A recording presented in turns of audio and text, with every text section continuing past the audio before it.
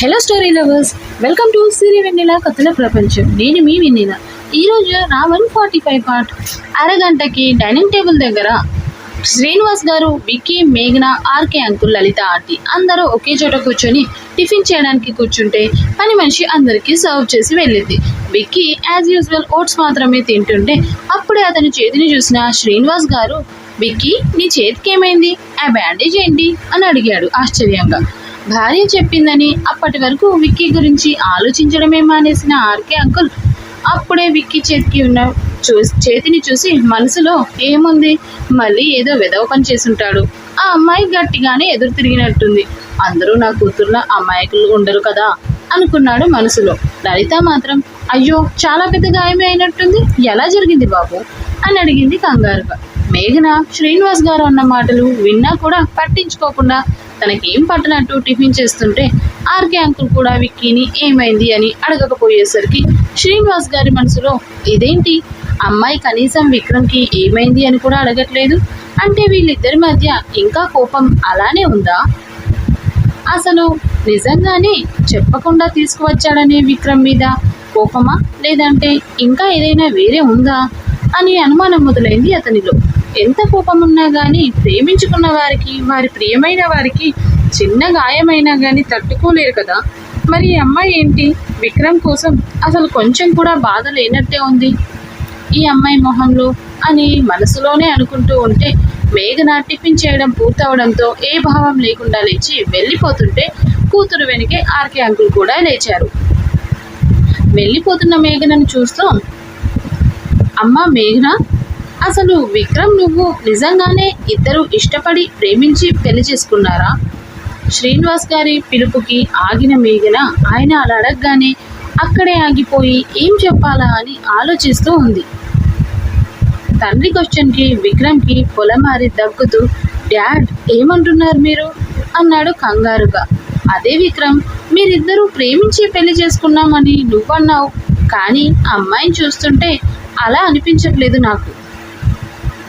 నీకు దెబ్బ తగిలింది అన్నా కూడా అమ్మాయి మొహంలో ఎటువంటి కంగారు కనిపించలేదు, అందుకని పైగా అసలు నీ వైపు కూడా చూడకుండా వెళ్తుంది, ఏం జరుగుతుంది విక్కీ అని కాస్త సీరియస్గా మారి, నాకు తెలియకుండా ఏమైనా జరుగుతుందా ఇక్కడ, నిజంగానే అమ్మాయికి నువ్వంటే ఇష్టమేనా, లేక నువ్వు తనని బలవంతంగా ఏమైనా అంటున్న శ్రీనివాస్ మాటకి, డాడ్ మీరు పొడబడుతున్నారు, తను నా కోసం బాధపడట్లేదని మీరెలా అనుకుంటారు, అసలే నైట్ ఇంటికి లేట్గా వచ్చానని ఓ కోపం, పైగా ఈ దెబ్బ, ఇప్పటి వరకు రూమ్లో అదే గొడవ, అనవసరంగా ఊరికే ఏడుస్తూ చిన్న చిన్న విషయాలకే బాధపడుతూ ఉంటుందని, మళ్ళీ తనకు ప్రాబ్లం అవుతుందని కాస్త సీరియస్ అయ్యాను, అందుకే నేనంటే కోపంగా ఉంది అంతే అన్నాడు విక్రమ్. అవునా మేఘ అని మళ్ళీ అడిగారు శ్రీనివాస్. అప్పటికే వెనక్కి తిరిగి విక్కీ చెప్పేదంతా నోరు తెరుచుకొని వింటున్న మేఘన శ్రీనివాస్ మళ్ళీ అలా అడిగేసరికి అంటూ తలను నిలువుగా ఊపేసింది. మేఘన రియాక్షన్ చూసి అమ్మయ్య అంటూ విక్రమ్ రిలాక్స్ ఫీల్ అవుతే, అమ్మా మేఘ, నువ్వు ప్రతి చిన్న విషయానికి అలా కంగారు పడుతూ ఉంటే ఎలా అమ్మా, నీ హెల్త్ ఏమవ్వాలి, పైగా నువ్వు ఇలా డల్గా కూడా ఉండొద్దురా, ఇది నీ ఇల్లు, నువ్వు ఫ్రీగా ఉండొచ్చు, ఇక్కడ నువ్వేది చెప్తే అదే జరుగుతుంది, ఊరికే అలా రూమ్లోనే ఉండకుండా అప్పుడప్పుడు కాస్త బయటకు రావాలి, ఇంట్లో మా అందరికీ ఆర్డర్ వేయాలి, నువ్వు సంతోషంగా ఉండాలి, అప్పుడే నీకు నీ కడుపులో ఉన్న బేబీకి హెల్తీగా ఉంటుంది అన్నాడు శ్రీనివాస్. శ్రీనివాస్ అంత చెప్తుంటే అని మాత్రమే అని చెప్పి అక్కడి నుండి కదిలింది మేఘన తన రూమ్ వైపు. మేఘన వెనకే ఆర్కే అంకుల్ కూడా వెళ్ళిపోయాడు. వెళ్తున్న మేఘ వైపు, ఎదురుగా ఉన్న తండ్రి వైపు మార్చి మార్చి చూసిన విక్రమ్ తన బౌల్ ఫినిష్ చేసి లేచి రూమ్ వైపు వెళ్ళాడు. శ్రీనివాస్ మనసులో ఇదేంటి, విక్రమ్ చెప్పేదంతా అసలు నిజంగానే నిజమా, లేదా నా ముందు వీళ్ళు ఏదైనా అబద్ధం ఆడుతున్నారా, అమ్మాయి చూస్తే అసలు విక్కీ పట్ల ప్రేమ ఉన్నట్టే లేదు, విక్కీ అంటేనే కాదు అసలు తనకి ఇక్కడ ఉండడం కూడా ఇష్టం లేనట్టు ఉంది, విక్కీ ఏమో ఇలా అంటున్నాడు, అమ్మాయిని ఏదైనా అడిగి తెలుసుకుందాం అనుకుంటే తనకన్నా ముందే అన్ని ఆన్సర్స్ వీడే చెప్తున్నాడు, అసలు వీడు చెప్తుంది నిజమో అబద్ధమో తెలుసుకునేది ఎలా అని ఆలోచిస్తూ తల తిప్పేసరికి ఆవిడ కూడా తినడం, లలిత కూడా తినడం పూర్తయ్యేసరికి టిఫిన్ బౌల్స్ అన్నీ సర్దుతున్న లలిత కనబడగానే కరెక్ట్, వీళ్ళిద్దరిని అడిగితే ఏమైనా తెలుస్తుందేమో అని ఈవిడ గారిని అడిగి కన్నా బావ గారిని అడిగితే బెటర్, టైం చూసుకొని ఆర్కే గారితో మాట్లాడితే ఏమైనా తెలియచ్చు అనుకొని తన టిఫిన్ చేయడం కూడా పూర్తయ్యేసరికి అక్కడి నుండి లేచి వెళ్ళిపోయాడు శ్రీనివాస్ హ్యాండ్ వాష్ కోసం. డైనింగ్ టేబుల్ మీద సర్దుతున్న లలితాని చూసి, ఇవన్నీ నీకెందుకమ్మా, దీనికోసం మెయిడ్స్ ఉన్నారు అని చెప్పాడు శ్రీనివాస్. పర్లేదు అన్నయ్య గారు, నేనేం ఎక్కువగా పనిచేయట్లేదు అని సున్నితంగానే చెప్పి మిగిలిన పనులు చూసుకుంది లలిత.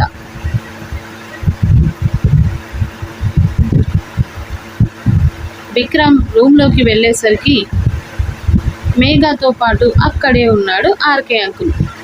అమ్మా మేఘ, నిజంగానే వాడికి దెబ్బ తగిలిందా లేక ఇది కూడా ఏదైనా కొత్త డ్రామానా అని అడిగాడు కూతుర్ని ఆర్కే అంకుల్. ఏమో డాడీ, నాకేం తెలీదు, నిజమేనేమో, ఉదయం నేను చూసేసరికి కూడా బ్యాండేజ్ మీద ఇంకా రక్తం తడైతే ఉంది అని చెప్పింది మేఘన. అవునా, ఇంతకీ ఆ దెబ్బ ఎలా తగిలింటుందంటావు అని అడిగాడు మళ్ళీ తానే వెంటనే. నాకు తెలిసి మళ్ళీ ఈ వెదవ పని చేసుంటాడు, అందుకే ఈ దెబ్బ అన్నాడు చిరాగ్గా రామకృష్ణ అంకుల్. ఏమో డాడీ, నాకైతే తెలీదు కానీ వాడు చేసే వెదవ పనుల వల్ల నా కడుపులో పెరుగుతున్న బిడ్డకి ఏమైనా ప్రాబ్లం వస్తుందేమో అని చాలా భయంగా ఉంది డాడీ అని మేఘన తన భయాన్ని చెప్పింది. పాపం, వాడిని కన్నందుకే ఏ పాపం తెలియని వాళ్ళ అమ్మకి అలా అయ్యింది, నాన్నగారేమో అలా అనారోగ్యంతో బాధపడుతున్నారు. అలాంటిది ఇప్పుడు నా కడుపులో ఉంది వాడి రక్తం, వాడు చేసే పాపాలు నా బిడ్డకు శాపమై నా బిడ్డకి ఏదైనా అయితే నేను ప్రాణాలతో కూడా ఉండను డాడీ అని భయంగా చెప్పింది మేఘన. డాడీ ప్లీజ్ నన్ను ఇక్కడ నుంచి తీసుకెళ్ళిపోండి, నాకు ఇక్కడ ఉండాలంటే చాలా చిరాగ్గా ఉంది డాడీ, ఎలాగైనా మనం వెళ్ళిపోదాం డాడీ ప్లీజ్ అంటూ ఏడుస్తూ బతిమాలింది మేఘన. సరిగ్గా అప్పుడే లోపలికి వచ్చాడు విక్రమ్. మేఘన ఏడుపు తను చివరిగా అంటున్న మాటలు వినగానే కోపంగా పిడికిలి బిగించాడు. మళ్ళీ ఆలోచించి కూల్ అయిపోతూ వెంటనే కూల్ స్మైల్తో లోపలికి వచ్చి, అంకుల్, నేను నా భార్యతో కొంచెం పర్సనల్గా మాట్లాడాలి, తమరు కాస్త ప్లీజ్ బయటకు వెళ్తారా అన్నాడు విక్కీ.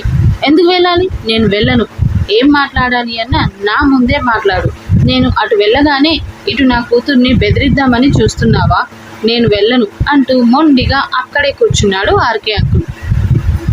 అంకుల్, మేమిద్దరం భార్యాభర్తలం, మాకు కొంచెం ప్రైవసీ కావాలి, మీరు బయటకు వెళ్తే చాలా బాగుంటుంది, లేదంటే ఎలా పంపించాలో కూడా నాకు బాగా తెలుసు అంటూ సైడ్ స్మైల్తో చెప్పి, ఇప్పుడు వెళ్తున్నారా లేదా అంటూ కాస్త బేస్ వాయిస్లో అడిగాడు విక్రమ్. ఏం చేస్తావురా, వెళ్ళకపోతే ఏం చేస్తావు, నన్నే బెదిరిస్తున్నావా అంటూ అరుస్తూ ఉంటే అప్పుడే అక్కడికి వచ్చింది లలిత. ఏమండి, ఏంటి మళ్ళీ గొడవ పడుతున్నారా, మీకు నిన్నే కదా అంత క్లియర్గా చెప్పాను, మళ్ళీ ఏంటి ఇంకా గొడవ పడుతున్నారు, మీరు ముందు పదండి అంటూ లలిత అనేసరికి ఆర్కే అంకుల్ లలితని కోపంగా చూస్తూ, నువ్వు చెప్పావనే కదా లలిత, నేను సైలెంట్గా ఉంటున్నాను, కానీ వీడు నన్ను నా కూతురుతో మాట్లాడకుండా చేయాలని చూస్తున్నాడు, అయినా నేను ఇక్కడ ఉంటే నా కూతురుతో మాట్లాడడానికి ఏంటంట వీడికి నొప్పి, నన్ను బయటకు వెళ్ళమని చెప్పడం ఎందుకు అసలు, నేను ఏమైనా వాడి గురించి వాళ్ళ అమ్మ నాన్న ముందు చెప్తున్నానా, ఏం చెప్పట్లేదు కదా, మరి అలాంటప్పుడు నా ముందు నా కూతురుతో మాట్లాడడానికి వాడికి ఏంటి నొప్పి అసలు, నేను బయటకు వెళ్ళను అంటూ రామకృష్ణ గారు కూడా మొండిగా కూర్చున్నారు అక్కడే. లలిత తల కొట్టుకుంటూ విక్కీ వైపు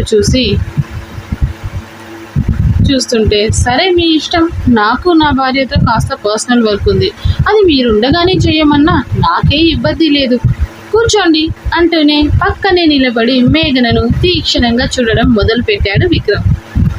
గుండ్రటి మొహం, చిన్న కళ్ళు, పై పెదవి పల్చగా ఉండి కింది పెదవి గండి చీమ కట్టినట్టు కొంచెం లావుగా ఉండి లేదా గులాబీ రంగులో ఉంటే, ఇంతకు ముందు కాస్త చప్పిగా మారిన బుగ్గలు ఇంకాస్త ఇంతకు ముందు మీద కాస్త చబ్బిగా మారిన బుగ్గలు ఇంకాస్త కళ్ళను కిందకి దించేసరికి ఇంతకు ముందు కనిపించని నెలవంక ఇప్పుడు కనిపించకుండా ఉండేసరికి కళ్ళను కాస్త చిన్నవి చేసి, ఇదేంటి ఇక్కడ ఉండాల్సిన నెలవంక ఎక్కడ తప్పిపోయింది అని అనుకొని మళ్ళీ వెంటనే ఓ ఇప్పుడు తన కడుపులో నా బేబీ ఉంది కదా అందుకే తప్పిపోయిందా అనుకుంటూ తనని మైమరుపుగా చూస్తూ ఇన్నాళ్ళు నేను సరిగ్గా చూడలేదు కానీ నా పిల్ల మందగత్తే అనుకొని మేఘా బాబు దగ్గరే తన చూపును నిలిపాడు.